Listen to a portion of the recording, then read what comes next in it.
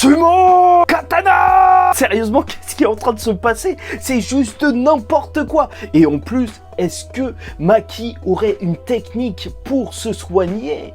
Très étrange.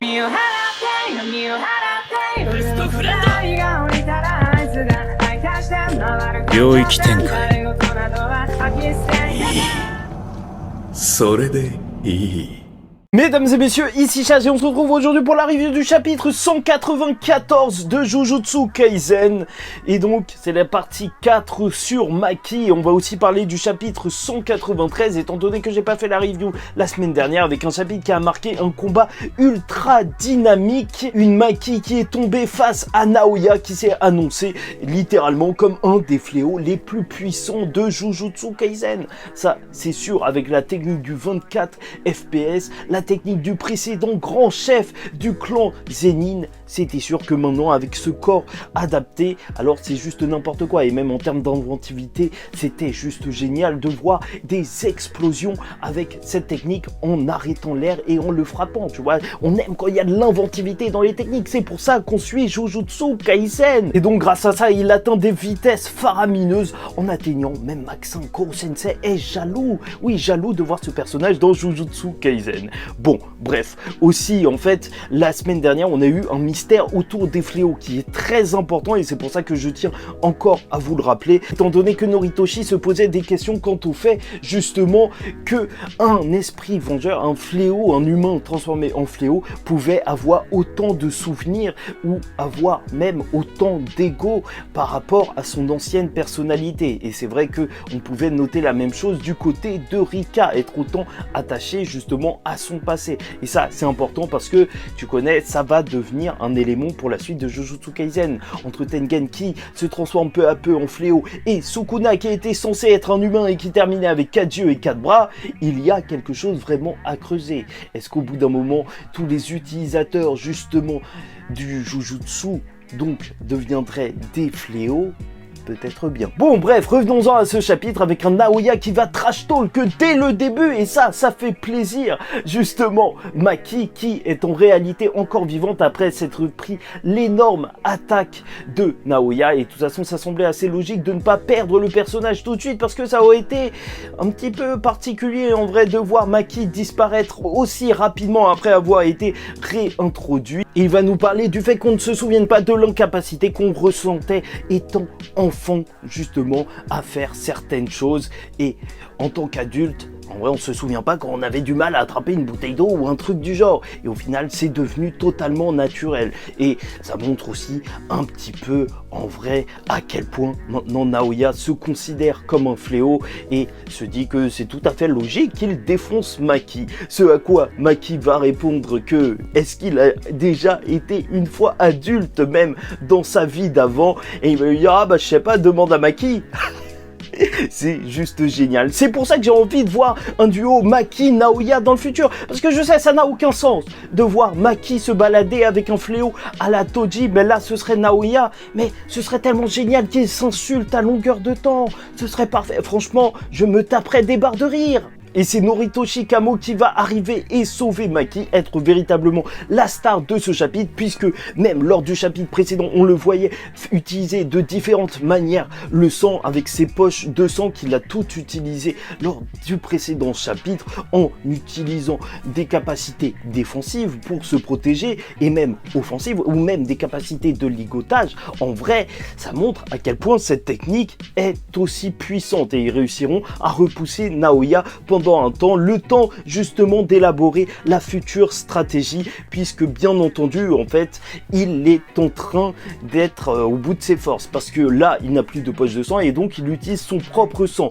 et il en utilise beaucoup et donc le fait recirculer à l'intérieur de son corps, mais tout ça lui demande énormément d'énergie et même ça semble assez dangereux en réalité. Et Maki demandera donc 5 minutes avant de pouvoir reprendre le combat alors que ses organes internes sont abîmés et ils ont 2 chances sur 8 ou un truc du genre de réussir justement ce plan. Mais de toute façon, il faut tout tenter. Ils sont face à un fléau juste énorme. Et donc arrêtons-nous un petit peu parce que c'est assez mystérieux. Comment ça se fait que Maki va pouvoir se soigner? Bien entendu, la première chose à laquelle on pense, c'est que vu que son corps est beaucoup plus puissant que les autres corps, est-ce que justement elle peut se régénérer automatiquement sans rien faire? Ça, ce serait une possibilité, mais même ça semble assez fou. Et ensuite, je tiens à vous dire que même ça devrait être autre chose, parce que je vous rappelle que elle avait perdu un œil face à son père, et quand elle avait été enfermée, lorsqu'elle était ressortie, au final là elle est revenue avec un œil. Donc c'est vraiment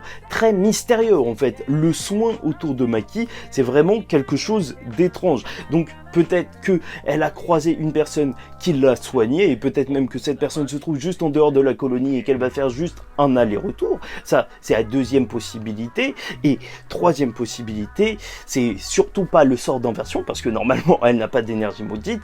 Je pense qu'il pourrait y avoir surtout quelque chose, et je suis plus sur ça, autour de Mai, parce que Mai, elle pouvait créer des objets, même pas des objets complexes par le passé, mais vu qu'elle a laissé Maki avec une épée, sait-on jamais, ça fait depuis longtemps que je vous dis que justement il y avait cette bouche au bout de cette épée, et on ne sait pas, peut-être qu'elle est liée à Mai, vu que Maki était ressortie avec cette épée, et c'était la dernière chose qu'elle avait d'elle, et que ça aurait pu produire une épée avec des capacités, celle de créer des objets ou même de recréer des organes pour se soigner. Peut-être bien en frappant et en volant de l'énergie maudite, peut-être, je ne sais pas, et même ça nous permettrait même d'aborder un petit peu plus le lore des armes dans Jujutsu Kaisen, d'où elles viennent, les armes de rang S, tu vois, parce qu'il y a des armes surpuissantes comme ça, et on n'a toujours pas d'explication, donc pourquoi pas? Voilà, pour moi, c'est plus lié à Mai qu'autre chose, mais je vous ai dit 3 possibilités, on verra bien. Et là, on va parler de Noritoshi encore une fois, mais on va diviser ça en 2 parties. D'abord, on va parler de sa psychologie, on va faire de la psychologie de comptoir, tu vois, on va raconter n'importe quoi, mais en soi, c'est mieux parce que durant tout le chapitre, tu sens qu'il est vraiment trop dépressif et il lâche des phrases tout le temps avant de raconter son histoire, donc on va en parler en un bloc, et ensuite, on va parler de la suite, justement, de ce combat. Parce que Noritoshi, bien entendu, est prêt à mourir pour se battre, mais même carrément, t'as l'impression qu'il renonce même à la vie, qu'il se fiche littéralement d'utiliser des techniques suicidaires. Dans un certain sens, ça fait énormément penser au Megumi du passé, et en fait, c'est surtout dû à son histoire. Étant donné que, en fait, lorsqu'il était devenu chef du clan, lorsqu'on avait découvert qu'il avait la technique, justement, héréditaire du clan, alors il a tout fait depuis pour être, justement, un grand chef et pouvoir ramener sa mère un jour, justement dans ces conditions assez favorables. Et ce qu'il a découvert après justement que l'autre Kabo, Kenjaku, a pris la tête du clan, c'est que déjà il avait perdu cet objectif, mais son réel objectif, celui de rendre heureuse sa mère, au final là aussi ça avait servi à rien en fait. Son deuxième but dans la vie, il s'est rendu compte que sa mère était déjà heureuse et qu'elle avait refait sa vie. Donc c'est un personnage totalement perdu qu'on retrouve là et qui a perdu même la volonté de vie. Et ça fait que personnellement ce chapitre m'a fait énormément apprécier le personnage, beaucoup plus qu'avant où je trouvais tout simplement que c'était un sous-shoso. Là, il devient beaucoup plus intéressant et ça semble donc maintenant logique qu'il s'est coupé les cheveux, peut-être qu'il en pouvait plus justement de tout ça, renier son passé, ses origines. Tu connais la symbolique à chaque fois dans les animés, et donc en plus de ça, je tiens à vous dire que en vrai, c'est un très mauvais état d'esprit dans Jujutsu Kaisen que de vouloir se sacrifier. Les plus forts exorcistes sont ceux qui sont égoïstes, égocentriques, qui se trouvent meilleurs que tout, qui feraient n'importe quoi pour eux-mêmes, que ce soit Sukuna ou Gojo, ou même Megumi, on l'a vu lors de son évolution, c'est lorsque justement il a considéré sa propre vie, qu'il ne voulait plus tout le temps utiliser sa technique ultime, j'arrive pas à le dire, cette invocation qu'il aurait tué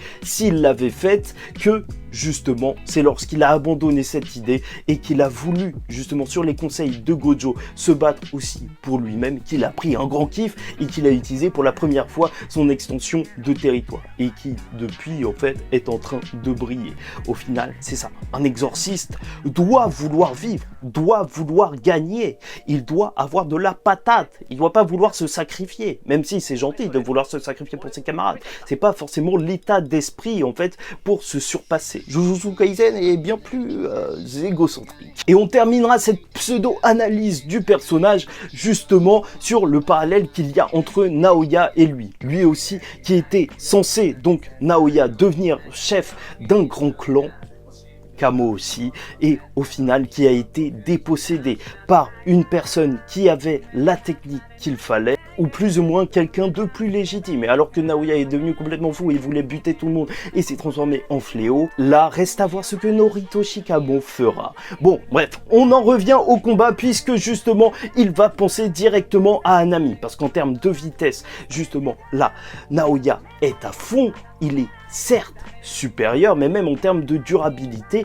il n'a rien à envier à Hanami. C'est quelqu'un d'extrêmement puissant. Je te le dis encore une fois, ce fléau est extrêmement fort. Être comparé justement au fléau de niveau désastre naturel, c'est très très puissant, parce que je vous rappelle que dans Jujutsu Kaisen, dès le début, on a vu des fléaux monstrueux, mais à chaque fois, heureusement, il y avait Gojo pour s'en occuper, ou Todo pour aider Yuji à esquiver les coups. C'est ça qui est vraiment fort dans Jujutsu Kaisen, l'échelle de puissance est maîtrisée, même si on a vu des dingueries dès le début, mais il ne faut pas les sous-estimer. Et donc il va comprendre la technique folle de Naoya avec sa vitesse qui atteignait max 5 ou je sais plus quoi, étant donné qu'en fait il se recroquevillait dans sa coquille, c'était pour lui le moyen justement de résister même à sa propre vitesse et de pas juste exploser en plein vol, et donc il se dit que c'est sûrement une sorte de serment et que son corps en contrepartie, justement, est plus faible lorsqu'il n'est pas sous cette forme de coquille et donc qu'il pourrait être vulnérable à ses coups et surtout, justement, à sa technique. Parce que la technique de manipulation de sang, encore une fois, une énorme qualité de cette technique qu'il ne faut pas être sous-estimée, elle peut empoisonner les fléaux. C'est du poison, en fait, le sang des Kamo à utiliser avec la manipulation comme ça. Et même si dans une narration super efficace, Gege Akutami va nous couper de ses réflexions avec juste une patte, un tentacule qui est levé en l'air et Noritoshi Kamo qui va s'envoler, et ça marche extrêmement bien parce que voilà, même toi t'étais en train de réfléchir et tu te prends une baffe, tu vois, il y a Kamo, il est en train de s'envoler, alors c'est là qu'il va montrer que justement il est prêt à tout et prêt à mourir étant donné qu'il va utiliser une capacité, son piercing blood, donc utiliser autant de sang est très dangereux pour sa vie, mais bon, on a vu qu'il s'en fichait. Mais bien entendu Naoya survivra et c'est ça qui me fait mal pour le personnage. Encore une fois, pour moi, je le considère pour l'instant juste comme un fou, un sous-Chozo pour l'instant, et il faut vraiment qu'il ait une sorte d'extension de territoire ou autre chose pour que je vois les choses en grand pour ce personnage. C'est ça qui lui manque à Kamo. Mais lors de la fin de ce chapitre, il va se passer un truc très bizarre parce qu'il est prêt à tout, certes, mais il y a deux mecs qui vont commencer à se ramener et qui vont commencer à gueuler comme ça. Ça n'a absolument aucun sens. Et c'est génial, tu les vois avec des larmes aux yeux. Je sais pas ce qui est en train de se passer. T'as l'impression que c'est des fans du Japon. Il y en a un qui crie katana, il y en a un autre qui crie sumo. Et ils sont vraiment à fond.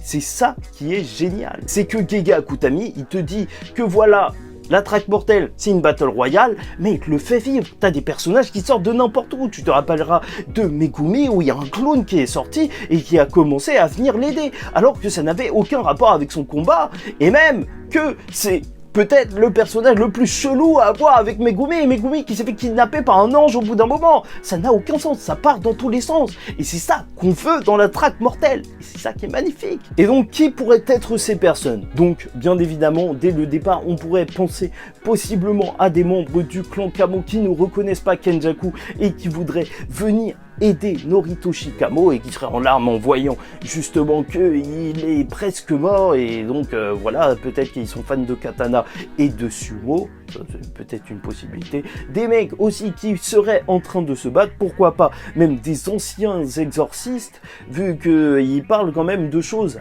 assez traditionnelles. Mais Gege Akutami, vu qu'il aime énormément le Japon et sa culture, de toute façon, il en parle assez souvent, même avec des personnages comme Takaba, là, le clown, là, assez jeune. Oui, et j'ai oublié de le dire, mais bien évidemment, je les vois plus du côté de Norito Shikamo et de Maki, parce que s'ils se mettent du côté de Naoya, bah là, je ne sais pas ce qui va se passer, ça va être juste n'importe quoi. Et finalement, en fait, ce que je pense et ce que j'aimerais voir, c'est surtout, en fait, voir des anciens ou des nouveaux exorcistes, je m'en fiche, mais voir des personnages qui seraient juste anti-fléaux, tu vois.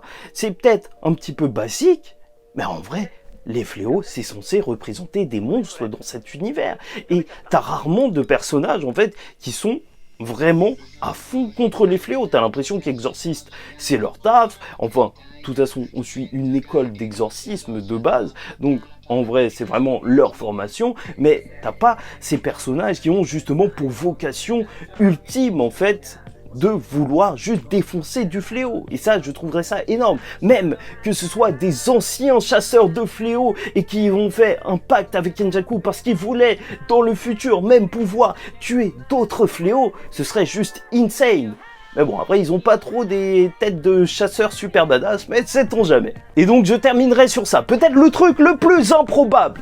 Imagine juste que Gege Akutami est en train de te troller et que ces deux personnages, on ne sait jamais qui c'est et que juste Naoya va les découper et qu'ils vont mourir juste d'un coup comme ça et qu'au final, ça n'aura eu aucune résolution. Le fait que, oui, mais c'est qui? Pourquoi il criait ça?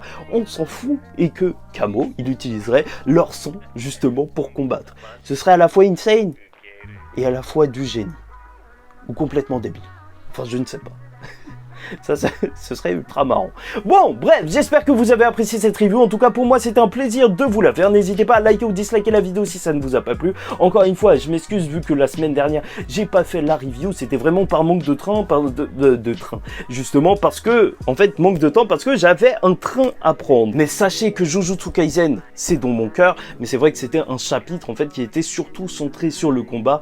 Et c'est pour ça, en vrai, au final, et que je me disais que c'était sûr que Maki, elle n'allait pas mourir, que je me suis dit, bon, je vais pas vous faire une review vite fait, mal fait, je préfère en reparler donc cette semaine.